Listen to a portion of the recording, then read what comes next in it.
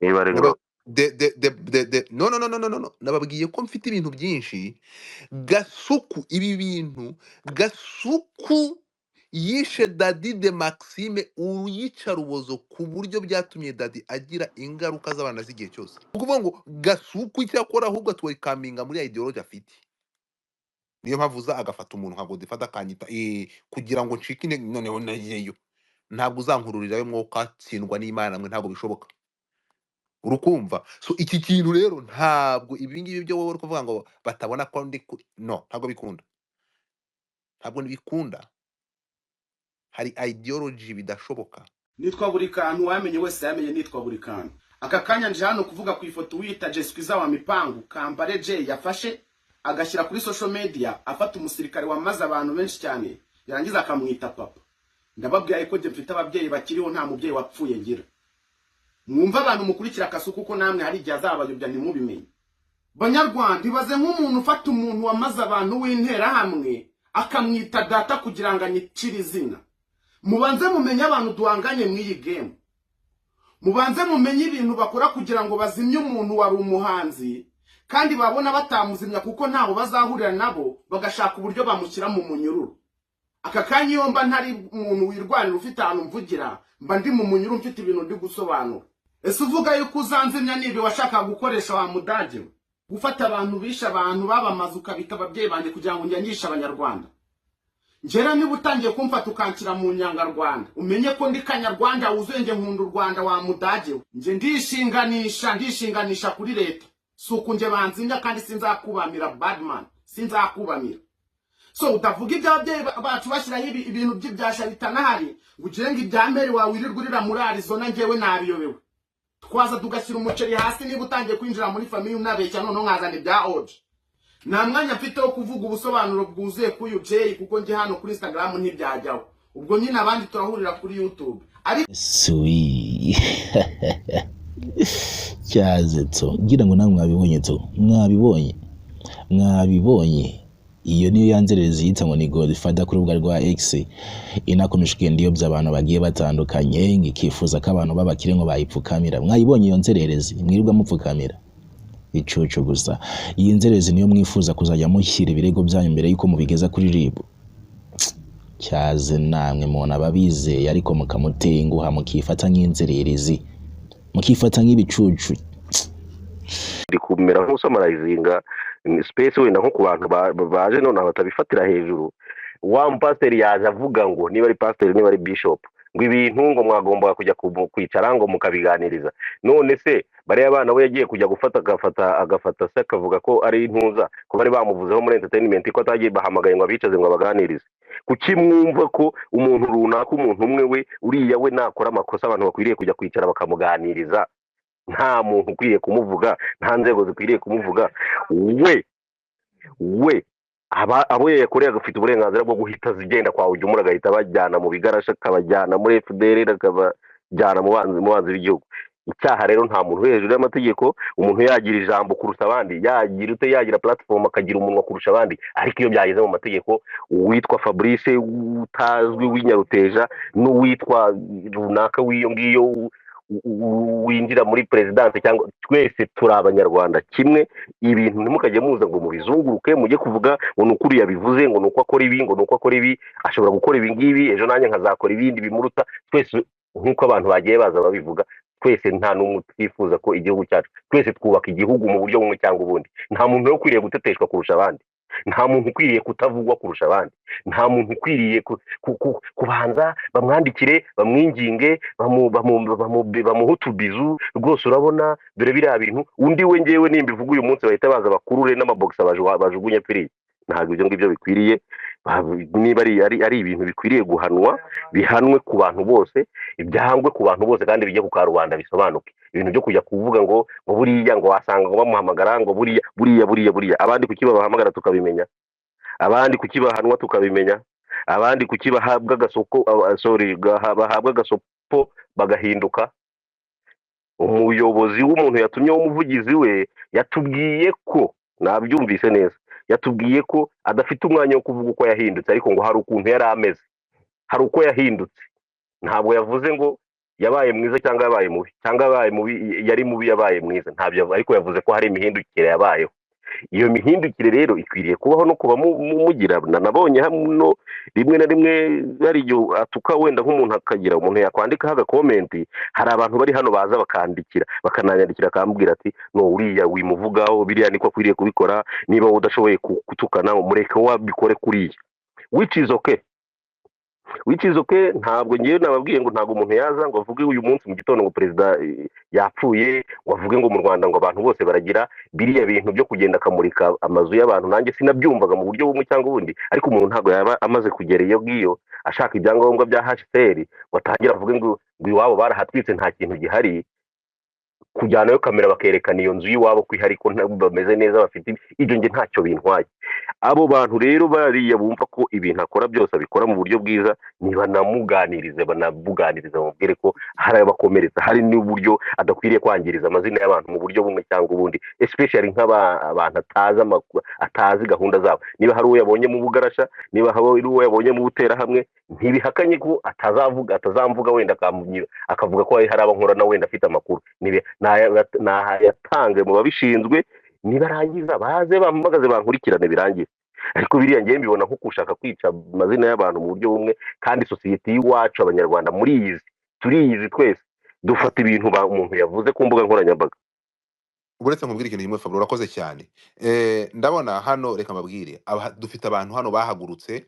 The Future muramuzi, The Future ntimumusobanukiwe, araryama ntarara amajoro. The Future wari wumva ajya gutukana abantu kuri akora biriya? Ntarara amajoro. Mujye kuri The Future murebe, abantu mutabizi mugende murebe televiziyo yitwa The Future kuri YouTube channel, mugende murebe ibiganiro bihaba n'uburyo akosora cyangwa asubiza abantu mu murongo, mugende mubirebe, murahava mumenye uburyo bwa nyabwo bwo kwamagana ibi bintu. Ba minisita ntibari ahangaha, hari umunsi badakora ibintu, hari umunsi bahwema. Ariko se yari yazana agaterura umuntu akagenda akamwita agakoresha amazina, ibi ni iki? Hanyuma tugaruke, ariko se niwe ubwiye ngo uhereze Bishop ijambo? Ariko Fabri, Wareka tukumva ubundi butumwa, ariko wareze tukumva ubundi butumwa, tukumva icyamutumye, wenda amutumye kumusaba. naguhaye co-host kugira ngo mbone uko nzamura abantu, ntabwo naguhaye co-host kugira ngo uyikoreshe akandi kazi ntaguhaye. Reka nkomeze akantu gato. So ntabwo niri na rimwe ntabwo dufite abantu kandi twubaha ibyo bakora kandi babikora neza cyane, bafashe iya mbere. Ni ryari Munyakazi barahwema b'abagabo? Hari umunsi barahwema bararuhuka? So niba abangaba bataruhuka, tubona ko barwana kandi bakarwana inkundura, iki kivume cyiza cyo kikarwana muri buriya buryo. So iki kintu ntihagire umuntu uzongera kukitiranya ngo nagikoresha ntabo. Reka manze nsubire buno butumwa. Uyu ngo yaranyandikiye ngo I love you my brother, kuri Gasuku ndagushyigikiye, ariko ibyo uvuga byose ubisasire kugira ngo ibigarasha bitakwiyitirira, naho ubundi cyaratuzonze. Reka nze nkubwire ikintu ugomba kumenya. Reka nkubwire ikintu ugomba kumenya. Ibi bintu nabisobanuye kumva ku munsi wa mbere twahagurutse tukamagana ibi bintu, mbere yuko kiza kikaza kubivuyanga,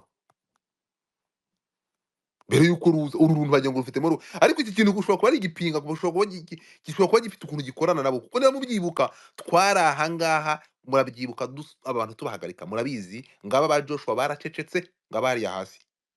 Twarazaga ahangaha tukavuga ati ibyo muri gukora mureke kuyobya urubyiruko, mureke kuyobya urubyiruko, ntabwo umuntu ugeze mu Rwanda twabikoraga neza cyane. Iki kintu biragaragara ko cyari kiri kuri misiyo yabo, kiraza twese kitwita Interahamwe. Abantu bose bacika intege, ubundi bari abantu babona rugari barisanzura. Iki kintu gifitanye imikoranire nabo. So iyo ni message umuntu yandikiye. Reka nze ngusubize rero muri aya magambo. Ntabwo ideology bayitwerera umuntu ngo bikunde, ntabwo ideology yo kwanga igihugu bayitwerera umuntu cyangwa kuba umuhezanguni ntabwo bitwerera umuntu ngo babikwambike bikunde kuko iyo banza kuba ndi umuntu ushobora kwambikwa iyo ideology umunsi bankoreye amaspace bakagenda byabaye birebire bagera naho ntabwo rwahagarariye aho baragenda bajya muri ambasade bavuga ko numviza amatelefone yo muri ambasade ntimubizi ariko you cannot change me ntabwo wansunikira kujya kuba ikigarasha ngo bikunde ntabwo bishoboka ntabwo wansunikira muri iyo ideology ngo bikunde aribyo rwo rukora ni ukuvuga ngo gasuku icyo akora ahubwo atwerekaminga muri ideology afite niyo mpamvu uza agafata umuntu nka godifata akanyita kugira ngo ncike intege noneho nagiyeyo ntabwo uzankururirayo mwuka tsindwa n'imana mwe ntabwo bishoboka urukumva so iki kintu rero ntabwo ibi ngibi byo wowe uri kuvuga ngo batabona ko ndi no ntabwo bikunda ntabwo ntibikunda hari ideology bidashoboka ntekereza ko no mu bundi buzima butari ubu ngubu bitazakunda n'uyu mwuka wundi izajyamo ntabwo ibyo byashoboka ariko kiriya cyo reka nkubwire cyo kiriya niyo y'amasaha rwaba ruri kuvuga kubera kiriya gifuka cye ngo ni igifu nicyo gituma avuga biriya avuga ejo n'ejo bundi inzara imwishe bikaba ngombwa ko ajya kumena esanse ku gihugu iki cyabikora nababwiye uyameze nk'ingurube ingurube iyo ishonje irya ibyana yabwaguye urunguru rero ibyo rukora rubikora kubera igifu cyarwo nta n'iminota ibiri yashira uyu nguyu atasutse igihugu atagisutseho umuriro mu bantu muzongera kuvuga ko bakunda igihugu iki kivume ntimuzongere kugishyiramo kuri live ye yivugiye ko ngo uyu mudamu niwe wivuze ntabwo nari nyiriho blessings yavuze ngo iki kuri Instagram ya ntuza harya bidusubiremo ni wari ubivuze ongera ufungure ka mic kubitubwire dusubiremo karaga statement ngo yavuze ngo iki muri ko uri kunyumva turakumva ya urumva yashwanye na Semuhungu ajya gucukumbura ukuntu bamufunze Arizona zana n'icyo bamufungiye avuga ukuntu nyine ngo akorana n'ibigarasha KASUKU araza arisobanura aravuga ngo yakoranaga nabo ngo ariko ngo yaje kubivamo ngo yasanze ngo barayobye so aho yabiviremo ntaho twabonye niba twibwiriye ko yari abirimo kandi n'ubu ngubu bakajya bakorera publicité njye ntago mpamya ko yabivuyemo ahubwo akorana nabo byeruye ahubwo nuko bashaka kugira ngo ajishe abantu okay yacu so rero iki kintu kimaze gufata abantu barenga 8 bose kikagenda kitwita ibigarasha harimo Scovia harimo urabafunzwe ninde hakabamo Janvier Popote muri minu bumwe hakabamo Nobrena hakabamo uyu mwana Keminike ariko se ko numva uvuga bo kuri Twitter gusa Kensi nawe ntabwo byo wibuka ntabyo muzi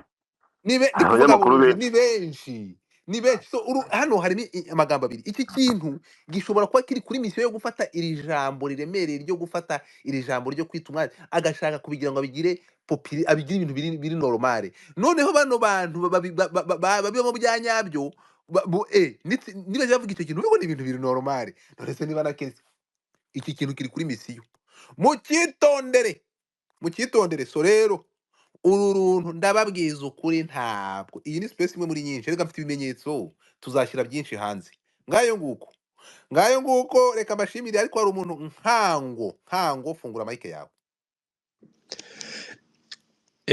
reka ngushimire Godfather ndagushimira cyane pe ndagushimira kuri iyi space wateguye icya mbere ngushimira ibi bintu byari bimaze igihe abantu barishwe n'agahinda barabuze uko babigenza bagakomeza guceceka kandi ubona abantu bagakwiye kugira icyo bakora bose baceceka nabo bakagira abantu bakagira ngo ahari uriya yaragiye abantu bose babikamo ubwoba ngo umuvuze wese ngo amutuka kuri nyina ngo akamutuka hehe ngo akagira gute abantu bakagenda akabugataho kugira ngo azinjire no muri famiye yanjye azagenda hehe reka nicecekere mwihorere wenda hari bizarangira abastari bose yabagize ibikange nta mustari ukivuga nta ukigira gute ngo aramutuka agere no kuri wa sekuru na wahehe ikindi ngira ngo mvuge ikintu cyo kuvuga ngo bamugira ngo ni umukozi wa leta ya hehe n'irihe leta yakoresheje mayimayi bamaze abantu barangiza ikabakurikira naho bahungiye nabo yiyise ngo ni impunzi ikabasanga aho muri Amerika ibahungeta igenda ibafata amavideo ahantu hose ngo dore za mpunzi zanyu ngo zahaze ngo dore za mpunzi iyi mbwa arizo zabamaze iwabo aribo babamariye inka barabatemagura barabahungisha yarangiza ikaza kwigira ngo umuvugizi ngo uyu muntu ni interahamwe, ahubwo bakwiye kuyifata ariyo bakamukurikirana icyaha cyo gupfobya jenoside, kuko iyo ufata akantu kose jenoside yayigize imikino, ibintu by'intuza yabigize imikino by'ubuterahamwe, ugafata umwana w'umuresikape uvuze akantu kuri Twitter wese ngo ni interahamwe, ufite ahubwo ubuterahamwe ahugabanyiriza uburemere, kuko iyo ufata abantu bose umuntu wese ugize icyo mupfuye ukamugira interahamwe, ni ukuvuga ko iki kintu uba ukigabanyirije uburemere, abagabanya uburemere bw'iby'interahamwe zakoze. Bikatubabaza cyane iyo ubona umuntu nk'uyu nguyu. ese hari akantu wari ukomojemo ko ahungiyeta abantu muri Amerika bafata amavideo, ibyo bintu niba bimeze biti bitubwireho neza. Ugende kuri ntuza yiwe kuri Instagram yiwe, aragenda niba ari akantu abonye akavideo, ari aba bana ari abanyamurenge ari abanyamasisi, aho bagiye hose bari mu kirori, akaba arafashe iyi video akubise kuri Instagram ngo dore za mpunzi zanyu ngo aho zahaze ngo ziri kugira. Kuri Instagram biriho biba byuzuye, ariko nta muntu ushobora kumuvuga ngo nuko ngo yafashe ngo video ngo ebyiri ngo eshatu ngo ari gutuka ngo ibigarasha.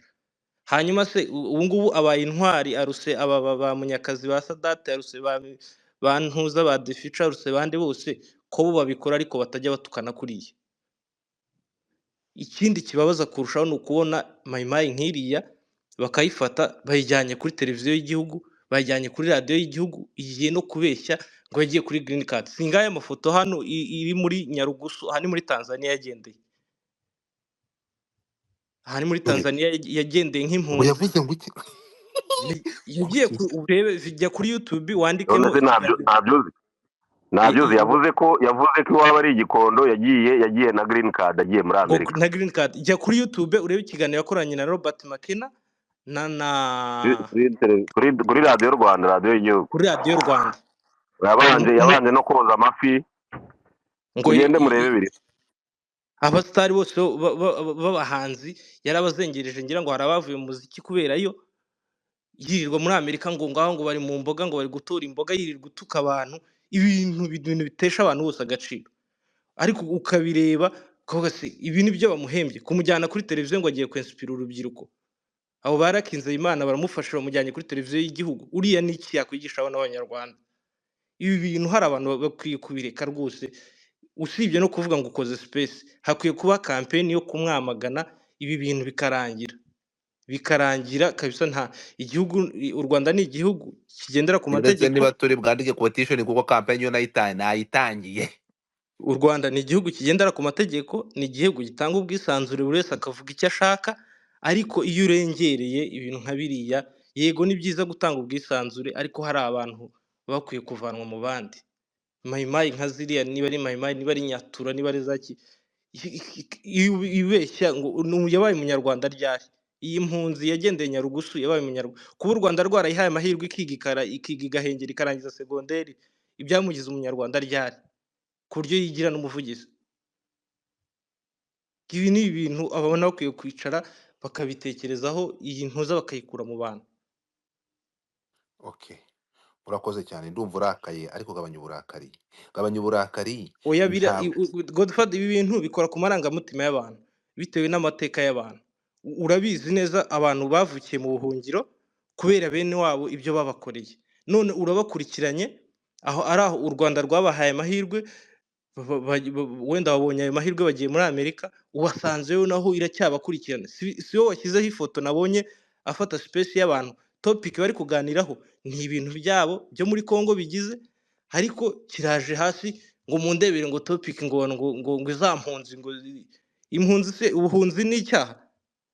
Ubuhunzi ni icyaha? Urwo Rwanda kivugira perezida we ntiyabaye impunzi? Ariko kirabahungeta ahantu hose bagiye. Deja biriya ni ibikwereka ibiri mu mutima wiwe, nuko mu Rwanda nta kintu ashobora kubavugaho, kuko abizi neza ko umunsi hagera n'akamucika yabibazwa. Ariko bariya badafite kirengera, badafite ubavugira, badafite iki, wo afite uburenganzira bwo kwirirwa batuka, ukwirirwa bandagaza uko yiboneye. Ibi ni ibintu leta bakwiye kugira ubutaha n'ikigaruka Kigali rwose, bakagifata bakabibaza na biriya YouTube bakabifunga, niba ari na Instagram bakabifunga, kikagenda kikajya gucukura aho bene wabo bacukura, cyangwa kikajya muri Amerika kikajya muri ayo makampani nk'uko gisereza abandi ngo bayajyamo, ariko kikabivamo biriya bintu byo kwirirwa gituka abantu bose babaye ibikange, nta muntu ukivuga. Abasitari uzabirebe bose bageze aho ngaho kubera kubura uko bagira bamwikundishwaho, ariko ari ntihahamuka ari ukugira ngo areke kubatuka. urarakaye. Mwa bantu mwe, hari Ibi ikintu ngiye kuvuga nubwo ngibyo uri nyir'ubwite. kubwira ndabizi abantu benshi baricecekera kuvuga ngo ntavuga, ngo uyu munsi nanjye akanyataka, ntavuga uyu munsi nanjye akanyataka, kuko byibuze baba bafite ibyo baporoteje. Ariko ibi bintu bikwiye kurangira rwose, ibi bintu bikwiye kurangira. Ibintu bya Kasuku byari birambiranye. Urakoze. Urakoze cyane. Twihuta, reka mbabwire ikintu kimwe. Hano hari umuntu, uriya muntu Gasuku, ibi bintu ntabwo nagombaga kubivuga ariko ndabivuga. Gasuku yakomerekeje Dadi de Maxime ku buryo Dadi byamugiremo ingaruka z'abana na z'ubuzima bwe bwose.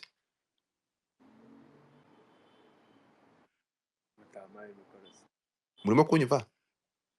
ibyo bintu Yego neza. wabyihoreye umusa No, niba ari naba- ngombwa. no. Nababwiye ko mfite ibintu byinshi. Gasuku, ibi bintu, Gasuku yishe Dadi de Maxime uyica rubozo ku buryo byatumye Dadi agira ingaruka z'abana z'igihe cyose. Bitewe n'amagambo umva Dani, namuvuze. wafunze iyo mike ugasaba Oya, niwe ijambo. ngiye guha ijambo. Dani, Niwe ngiye guha ijambo. Ibyo byose nzabivamo mu zindi episode zizakurikira.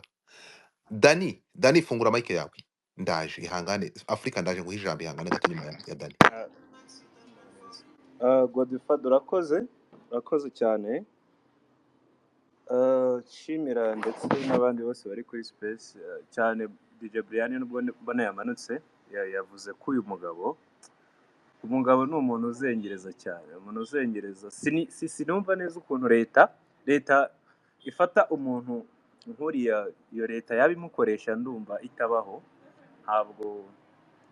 Ntabwo numva ko yenda leta yabuze abikoresha ku rwego yakoresha umuntu udafite ubwenge muri ruriya rwego. Yenda yumve ko mvuze ko adafite ubwenge mw'ubu buryo. Ikindi kintu numva bahoze bavuga cyiza, gukora campaign imurwanya birashoboka cyane, kubera ko niba ajya hari akagaragaza ababyeyi bacu hagati twaravutse, akavuga ibintu nka biriya, akabatuka, akagira ate, umwana muto ushobora kubibona, ashobora kumva ibitutsi afite, ejo akamubona kuri radiyo runaka, ari mu ma interview, arimo aragerageza ngo kwigisha ibintu runaka, so ugasanga nawe ashobora gutekereza ko hari gutukana bishobora kumugira umusitari, bigatera ikindi kibazo muri rubanda. Sibyo? Numva ko campaign iyo rwose nubwo wayitangiye Godfather wakoze, twabuze aho tuvuge ko uyu mugabo aratuzengereje kabisa. Sinzi, yenda hari andi mafoto nshobora kuza kubona nanone arimo aragenda nk'impunzi, afite n'utundi tugambo twinshi yayavuzeho. Ndamutse nyawe nayabasharinga, nuko ntazi ahantu ari neza, ariko ndayashaka ninyabona. Ni umuntu utekereza ko kumva ko akunda u Rwanda. Ese gukunda u Rwanda ni ugusebya ababyeyi barurimo? Kuko n'ubundi kugira ngo u Rwanda rwubakwe rutagira ababyeyi ntibishoboka. Ariko nk'abantu batagira ababyeyi, iyo asebye umubyeyi, hari urwego, hari sinzi uko, hari ukuntu tubyumva bidukora ahantu. Sinzi rero ikintu kindi cyabaho. Hano hari inzego nyinshi ziba zibakurikirana, zibishinzwe gutumiza umuntu, yaba ari mu buryo bumwe bwo kuba hari uwaje akarega cyangwa se ntarege, mu buryo bundi se bunyuzemo ko hari uwatanze ikirego. Ariko ndizera ko nk'abantu hano baba bakurikiye space babishinzwe, cyangwa se bafite uburyo ki bundi bafite ko yahamagarwa agarutse, iki kirego cyakorwaho bigahabwa umurongo, kuko ijambo rindi kuba umuntu ari Interahamwe ugakomeza ubyigisha, urimo urakora iyihe campaign? Urimo uributsa abantu iki se? Hari ibintu ujya kumva ko yenda byabaye too much. Hari umuhungu wivuze neza, arimo aratesha agaciro cyangwa se arimo arafata ijambo kuba umuntu ubutera hamwe akarigira akantu gato kandi hari uryumva akumva akagira ibihe bibi yibuka muri we. So byadufasha ko yenda ari ibikunda ari nk'ibyo agarutse yasobanura neza ubundi ko ijambo ubutera hamwe nk'ubushobozi arifiteho cyangwa se imbaraga rifiteho kuba yagira icyo aritanga. So murakoze urakoze cyane. Hano tuzaza abantu bafite agahinda. Ubu ngubu tuzanye Ernesto uriya mwana w'umunyamakuru agahinda yamuteye. Dufite abantu benshi bashaka kuzabohoka bakavuga bari barabuze aho bavugira tuzabazana. So Afurika wagarutse fata ijambo ariko ndakomanura n'urengera. urakoze wamfura we, urakoze cyane kanze guhera nagarutse. Iyo uza kuba umukobwa wari kuzama heart attack, ariko ntacyo ndakomeye. Icyo ikingaruye rero ni ubutumwa wamanuye natanze kuri Gatindi Gasuku. Ibyo navugaga ngo gutukana n'umuco nyarwanda, ibyo akora si umuco, nta muco agira, nta ndangagaciro, nta na kirazira agira. Ndagira ngo mubwire ngo yakosheje umwana yabwiye ngo azajya gusambana nyina. Ni ikosa yakoze. Niba ari imfura koko akaba akunda u Rwanda n'abanyarwanda, amusaba imbabazi. Ejo bundi twabonye umunyamakuru Gentil Gedeon asaba imbabazi ngo yari yavuze kuri Green P, ntago nabimenye, nabonye gusa asaba imbabazi. Gusaba imbabazi ni ubupfura kuko buri wese yakosa, ariko n'ubutaha mu miganirire ye ajya amenya ko mu bibyo bitutsi navugaga ari byo bitaga iby'abashumba. Iby'abashumba si umuco. Agira ibitutsi by'abashumba, atuka gukora ku myanya y'ababyeyi, ntabwo biri ibintu bikwiriye. Yikosore. Abantu baramukunda kubera ko hari abo atuka nabo batukana nka ba Mukankiko n'abandi bagenzi babo, ariko kuza buri muntu wese. Ikindi, hari igihe kigeze kubaho umuntu kugira ngo agucecekeshe akakwita Interahamwe. Ubu rero nawe igihe kigezweho umuntu wese ushaka gucecekesha undi amwita ngo ikigarasha cyangwa ngo akorana n'ibigarasha. Aba bantu bose yibasiriye kuko mwabavuze, ba Popote, ba Scovia, ba Godfather simbasubiraho n'abandi. Aramenye iyo umuntu mutemeranya mu bitekerezo bye ntabwo ari ukuvuga ngo ikigarasha. Ikindi, mu gitondo space yari ahari, byumvikane neza, we ubwe yivugiye ko adakorera leta, kumwe aba yisetsa aravuga ati ariko nari mwumve ngo nabaye maneko nka Gasuku. Koko nibyo, ibyo yavuze ni ukuri. Leta y'u Rwanda ntabwo yakoresha umuntu nk'uriya, ntabwo bishoboka. Leta y'u Rwanda nima mutayizi mwe yazayibaze leta ya Australia. Leta ya Australia irayitinya ku buryo itayivuze no mu mazina, ikavuga ngo hari igihugu ngo leta imwe yo muri Afrika ngo yadukoreye ibintu ngo tudashaka kuvuga. My friend, iyo niyo leta y'u Rwanda, my friend. Abivugisha ngo iramukoresha, ntabwo bishoboka. Ni ukuvuga rero mu gusoza, mureke tubimfura tuba abanyarwanda. Mwansobanurira gute ko abanyarwanda 8 miliyoni bakoresha bafite internet kubera fibre optique leta yacu yaduhaye, 5 miliyoni zikagira telefone, yes, no 3 miliyoni zikagira smartphone. Mwambwira gute ko nta YouTube channel nimwe y'umunyarwanda ifite 2 miliyoni? Mwaritse tukabimfura. Ngewe ndasubscribing ahantu hose n'abantu bose ndabafollowing, nibyo ntakurikira mpfa kubona ari umunyarwanda. Mu rwego rero rwo kuremera uyu mwana ngo buri kantu na buri nguni, ngewe n'ubundi namufollowinze kera, musubscribing aho kera kubera ko aransetsa pe. Banyarwandakazi, mwaretse uyu mwana mu rwego rwo kumwomora igikomere yatewe n'uyu musenzi, tukamufollowinga, byibura nayo mafaranga akazayabona. Murakoze, murakarama. Godfather wakoze rwose.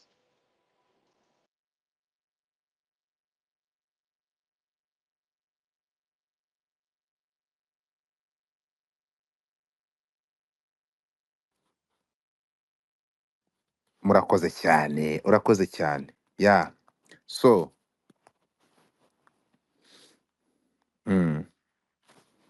hari umuntu ndi guha mike, sinzi niba yayibonye ngo azamuke.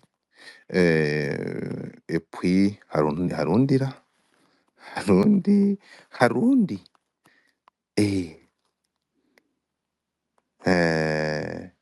ndabona bitamukundiye, reka mubaze ubundi nkwereke ukuntu tubigenza. Mugende murambike umusaya muze.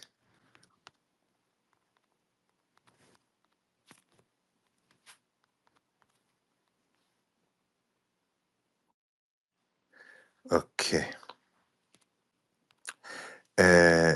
Buriya umuntu ugiye kuvuga aragira, reka dufate ijambo. Dadi wiriwe.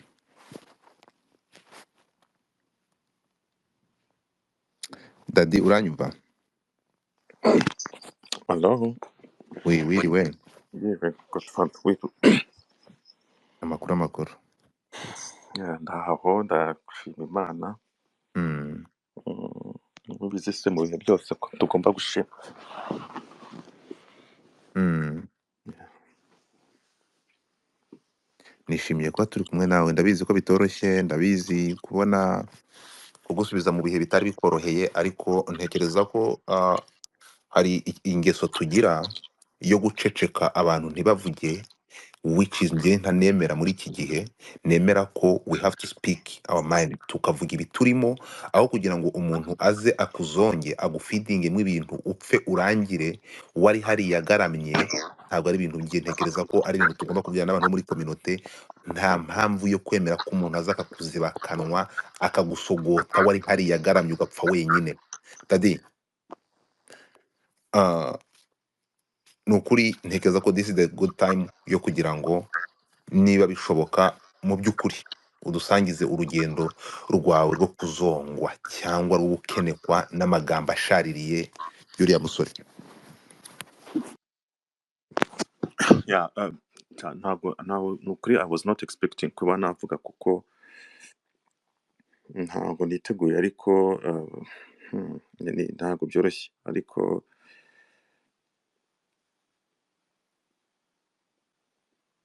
nuko impamvu nyine hari igihe umuntu ibintu sinavuga no kubyakira, aho sinzi uko kubyakira tubyitana wenda na weakness, ariko ntabwo ari kuri Kasuku gusa, ni ku bantu benshi cyane, ni ku banyarwanda benshi cyane, ariko wenda uyu munsi wenda ni kuri Kasuku, ariko njyewe iwanjye wabivuga navuga inyarwanda.com, navuga igihe.com, navuga Isango Star, navuga Abarisude, navuga abantu bose bagiye bakora ibiganiro byinshi byanyibasiraga, kandi nta muntu nabaga nagomeye, nabwiye nabi. Ni nacyo kintu kigaruka, ariko noneho tukajyaho na sosiyete yacu yabyakiriye, bikabaho tukumva ko nyine noneho hakazaho n'imvugo zo gutwika. Ni nako byabaye. I think 2019 20 niba sinibuka neza, murambabarira ko nakomeje ntabwo nakurikiye ibi byose nje mu ngo nananga, ariko bambwiye muri make hari igihe kiza kubaho umwaduko ku ibintu bitaga ngo ni gufata nk'umu artiste umwe cyangwa umunyamakuru cyangwa umuntu bita ngo ni umuserebre kuri IG, noneho bakamutaramiraho kabisa, induru zikavuga, abantu bakaza bakajya hariya bagatarama. Sinzi ko nabita n'igitaramo, ariko nk'ubwo nyine nko gukorera umuntu cyangwa se gutaramira ku muntu, kumwanjima babyita ngo ni, hari imvugo bakoreshaga niyo ngo umukobwa wanyu cyangwa se gutwika mu muhe bike ibitutsi biteye ubwoba. Icyo gihe ari mu ishuri njyewe,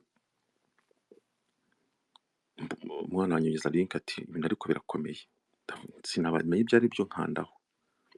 Ni nabwo bwa mbere nari mbonye Kasuku afite n'icyo kintu cyanankomerekeje cyane, kuko ntabwo nari muzi njyewe, simba ko nari muzi.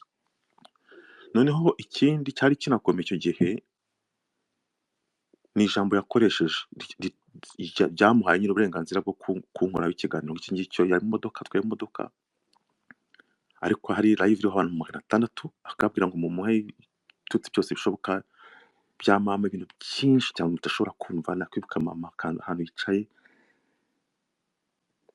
ibintu byinshi, imitima ikazamuka na live akuntu ziba zimeze, ukuntu imitima ibizamuka, abantu barimo barafana.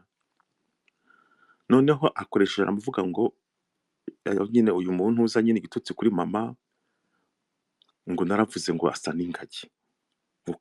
Zongeraho n'ibindi nyine ngo ni ibintu mvuga cyane ngo mu gihe cy'icyunamo urumva ahantu umuntu aba arimo kuganisha ngo afite ingengabitekerezo y'umutipe donc gutanga ishusho nk'aho ngaragara nk'umuntu w'umwextremiste n'iki kugira ngo abantu banyanjame icyo gihe hari kuri chat nyine chat n'abantu sibite what's going on parika imodoka umuhamagara nshyira live tuvugane niba hari ikintu naba nagukora ko sinari namuzi iki kintu ibi byose rero bigaruka ngaho muri noneho hakazaho commentaire noneho zo ziteye ubwoba z'abantu benshi amakawunti y'abantu ubushize twarakurase twaraguhushije none nugaruka mu Rwanda tuzagutwika ariko ubwo ibitutsi byinshi ibintu mudashobora kumva biteye ubwoba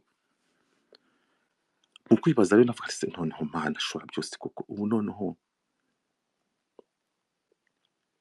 abantu barantesheje nta muntu nangaga mu buzima bwanjye kandi ubu ngubu nikomeza afite n'icyo kintu cyane cy'igikomere n'uyu muntu ntazi ntaragomera kuko nyatake gutya uko nari ngihagaze uko numvaga gutyo nyine wibaza ibintu byinshi ariko niyo mitima izamuka sinzi uko byagenze nge numva ibintu birazamutse sinzi uko nashutse nikubita hasi icyakurikiyeho kwisanga kwa muganga mu buryo umuntu atazi ubwo aribwo navuye amaraso mu matwi no mu mazuru n'iki bambwira ati rero wagize ikibazo wagize shock kandi yaprovotse ibintu binini mu mutwe bitandukanye ibyakurikiyeho hari abantu bari ahangaha babizi bagiye bananira n'inkunga icyo gihe binagoye nkeneye amapareil ntabwo mbise profita nabashimira cyane vraiment hari tonto Tasiye Miheto hari Riri Pupe hari Brandine baterateranyije n'iki kuko byari bikomeye cyane kukuvura gushyira ibyuma mu matwi kugwa amapareil atuma ubasha kumva ni ibintu ngo bimaze imyaka ishobora kuba itatu ishize ntabwo byahereye aho ngaho nyuma ngerageza kujya en contact n'abarse ukagira imana uramura iki kuko hamwe winginga umuntu mo kugukorera harassment kugira ngo noneho akubabarira kureke noneho ubwo ikintu hari ikintu kwita no gutwika no gufana no kugira ngo abantu batarame ikiganiro kibi kiganira abantu benshi bazi bataramye ku muntu bitaru ari ubuse ntabwo byumva ariko ntabwo byari ubuse ntabwo bigarukira aho ngaho noneho ni naho kubwo ababyumvise aho ngaho iyo tuvuga ikintu cyo kuganira ngo batarame gusa inge nyine hari je pense ba Buravane banyakwigendera hari niba nibeshye Davis D ba Murenzi MC hari ba Medi nawe yaragoye cyane bakayiti n'abantu benshi cyane ni benshi noneho bifata muri gutyo n'ubusa ariko ntabwo ari ubusa byiza ahantu ibintu bya gukoresha imibonano n'ababyeyi bawe n'ibiki ibintu byinshi noneho mutazi utarabwira utaranabona akavuga mu buzima nta musho sinzi uko nizi nshobora kwita umuntu ingagi nshobora gutukana ihosha igenda cyangwa nkagukubita umujugujugu byo birashoboka ariko gutukana nta indashwi noneho kumva ngo umuntu uramwisa ingagi tuzi nicyo bisobanura noneho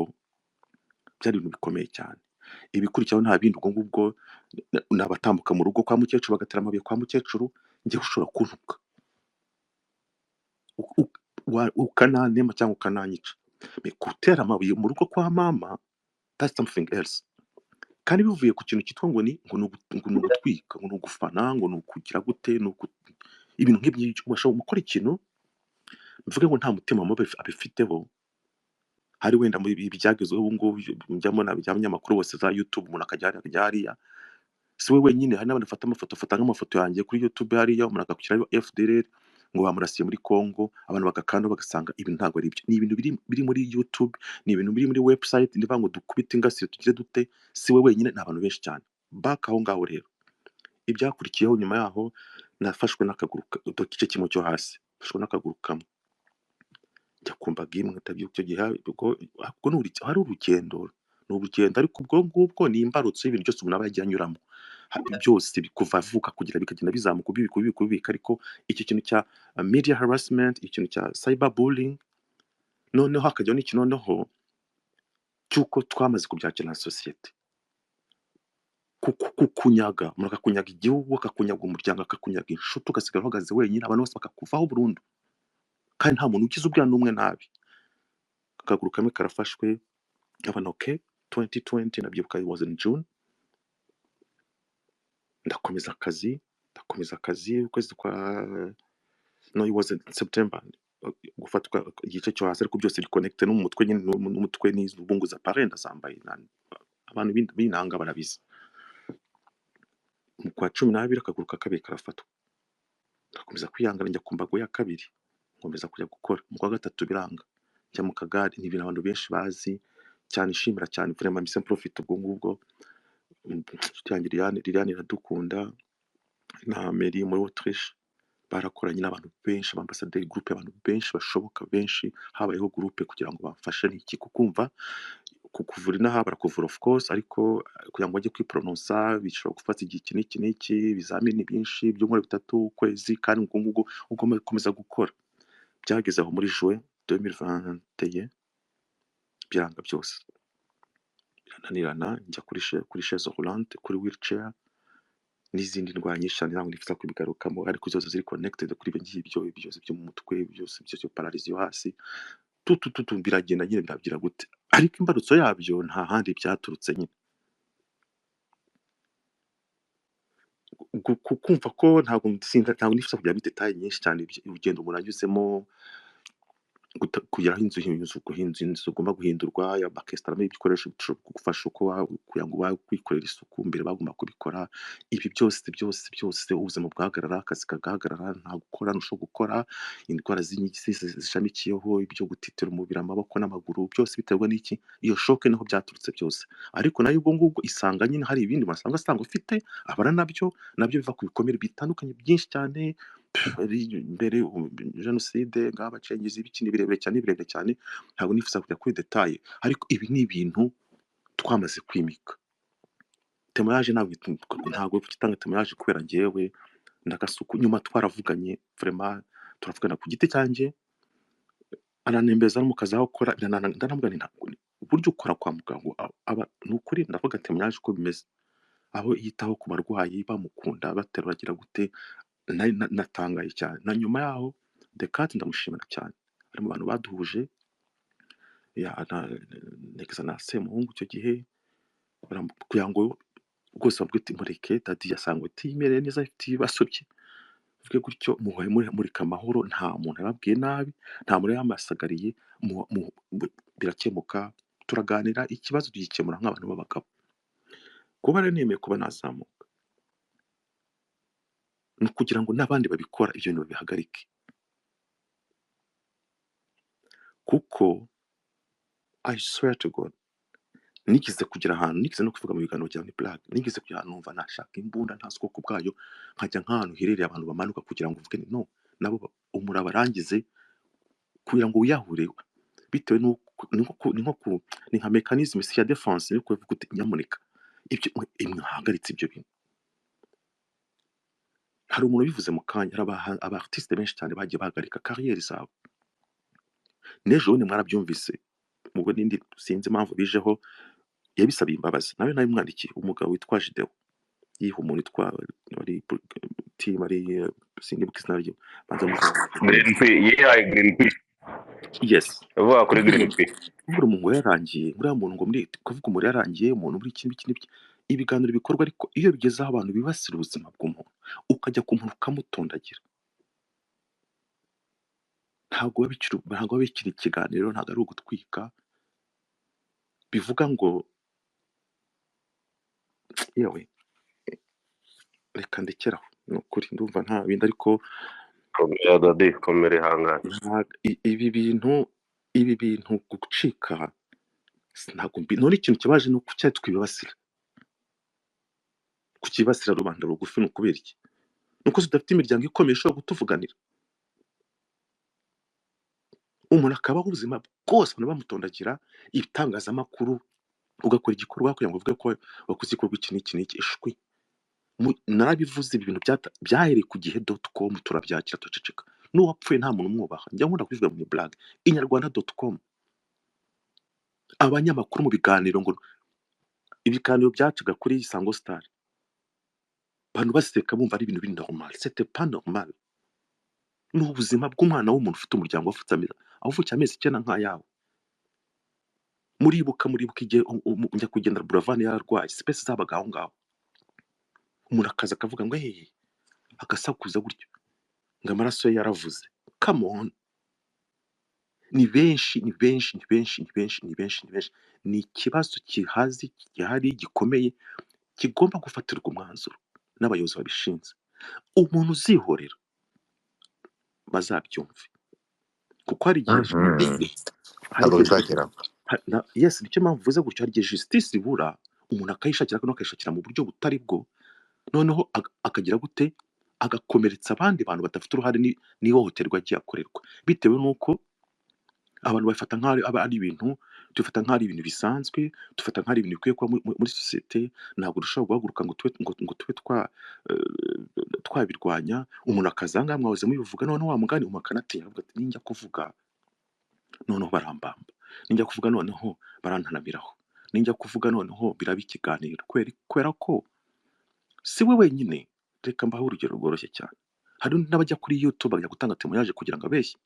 Hari umutipe izina rye ntabwo ryibuka, nawe w'umu-evangeliste, ajya kuri Simbi, ajya no kuri televiziyo nta yindi, nawe agenda avuga ibintu, video zirahari n'izo ngizo. Ujye kurega kweheza. Igihe cyacu wajyaga mu itangazamakuru bakakubwira ngo babeshyuze inkuru bikarangira aho ngaho, no gusasa inzobe. Ibi bintu birica abantu. Ntabwo urinzi ko umuntu ashobora kugira shock ikaba yamutera ibibazo nk'ibyo ngibyo. Ibyo rero ni twebwe two kubikora, ni twebwe gushaka ikintu ko kigomba gukemuka, kuko nk'uriya mwana nabuze mbona muvuze ufata ifoto y'umuntu, kuko hari umubivuze neza, I think banza ari bavuze ko baguha akato ukabona n'ibiraka, n'abantu mwakoranaga bose bakakuvaho, n'abagusuraga bose bakagenda, nabo mwakoranaga shwi, abantu bakakwera ikintu nyine kitigeze kivuguruzwa. Ibi rero niho tugomba kubyimika gutyo, bikajya gutyo, aba victime bazaba benshi cyane kandi muzabibona. So ndumva naho nagarukiriza kugira ngo tutajya mu marangamutima, ariko atake nk'iyo ngiyo nyine n'ibikurikira